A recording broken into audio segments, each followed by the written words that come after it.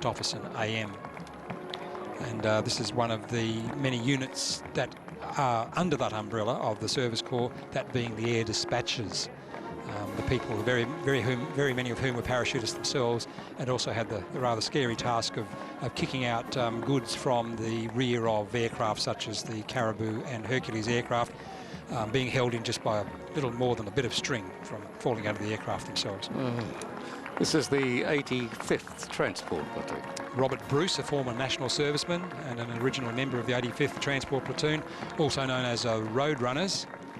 And they deployed to Vietnam in April 1967 and stayed there right through to the end in 72, and were the first field force unit to leave from Queensland since World War II.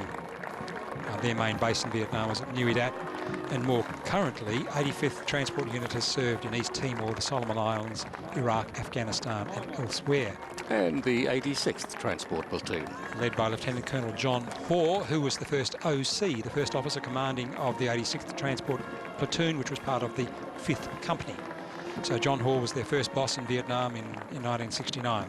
And I didn't see him, but there was a serving officer in David Hosey, who's a lieutenant and troop commander, who's now serving at Amberley with the present-day 86th Transport Troop, no longer a platoon, but a troop, but still the same spirits.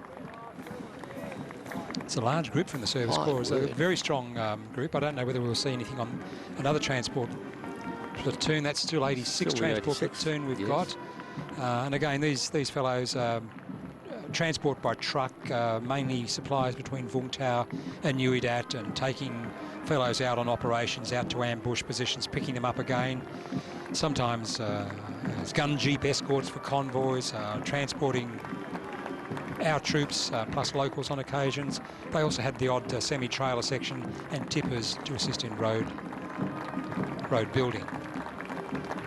Well, they look nice and comfortable there in the back seat, don't well they? and truly rugged up.